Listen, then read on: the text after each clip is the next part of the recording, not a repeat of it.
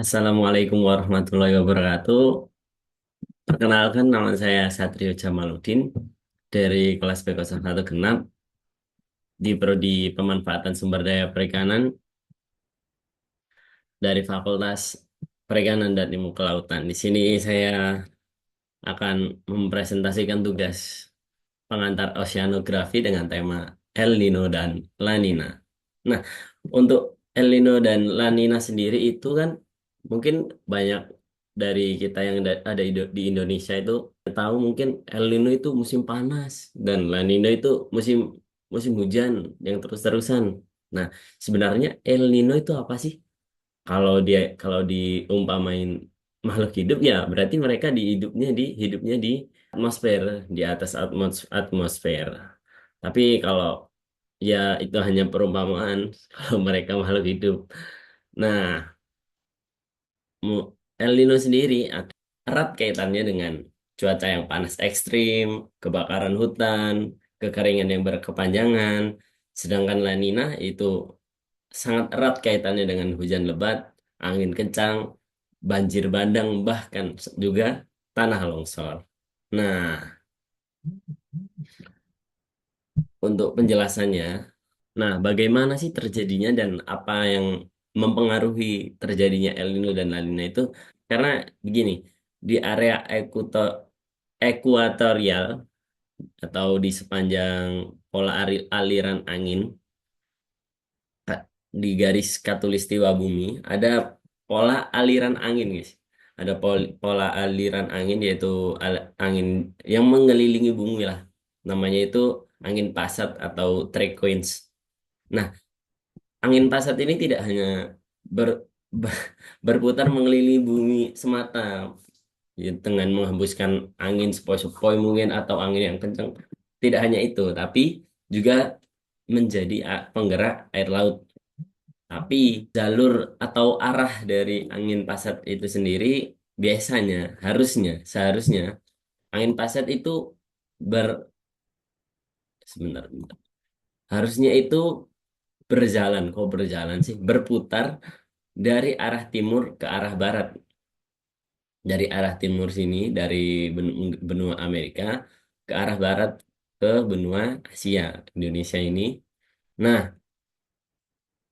tapi situasinya tidak selalu seperti itu karena bisa saja angin yang harusnya dari arah timur ke arah barat itu malah menjadi berbalik dari arah barat ke arah timur, atau mungkin tetap sama dari timur ke barat tapi untuk efeknya itu lemah. Nah, yang pertama ini La Nina. Di sebelah timur Indonesia ini kan ada Samudra Pasifik nih. Nah, pasti di Samudra Pasifik ini ketika ada matahari yang menyinari, ada air dalam jumlah besar yang menguap, yang memanas di permukaan airnya, lautnya memanas dan menguap nih. Karena air yang panas itu mudah menguap dan menjadi yang membuat awan hujan seperti ini. Dan ketika angin pasat itu meniup dari arah timur ke barat, nah jadi kan awan hujan itu menumpuk di benua Asia, negara Indonesia lah. Nah, itu yang menjadi itu dan mengakibatkan curah hujan itu di musim itu jadi semakin tinggi bahkan sampai berbulan-bulan, dan sebaliknya karena di Indonesia panas dan air dari kedalaman Samudra Pasifik itu menggantikan air yang hangat dari sebelah sini, berganti jadi air dingin, yang mana air dingin ini ketika terkena matahari itu sulit menguap. Nah, karena itu di benua Amerika menjadi kekeringan. Kekeringan karena berkurangnya curah hujan, awan hujan di benua Amerika. Nah, itulah yang dinamakan La Nina. Jadi, kalau simpulannya mudahnya, kalau La Nina itu kalau di Indonesia hujan berarti di Amerika musim panas. dan juga sebaliknya. Nah, selanjutnya ada El Nino nih, sebaliknya seperti tadi. Ketika di Samudra Pasifik ini, di area Amerika ini, terkena matahari, terkena matahari nih, kan menguap menjadi awan hujan dan tertiup dari barat ke timur. Jadi awan hujannya ini ke benua Amerika sini. Dan air yang panas ini berganti berganti dengan air dari kedalaman Samudra Pasifik yang dingin. Jadi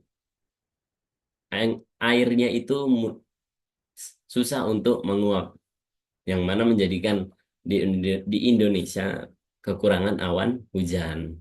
Jadi di Indonesia terkena kekeringan, kekeringan yang berkepanjangan. Di Amerika terjadi musim hujan, bahkan hujan badai mengakibatkan banjir, banjir bandang, tanah longsor. Ya mungkin hanya itu yang saya bisa jelaskan. Bisa nanti mungkin saya akan beri di deskripsi ada PPT yang lebih mudah dipahami, yang ada gambar ini. Selanjutnya,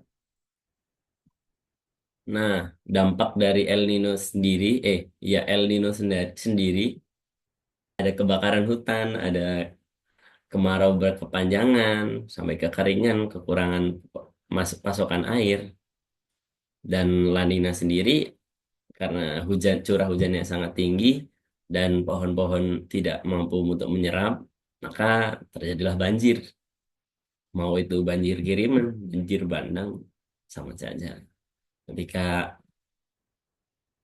pohon tidak bisa menyerap air yang dari hujan itu, maka terjadilah longsor.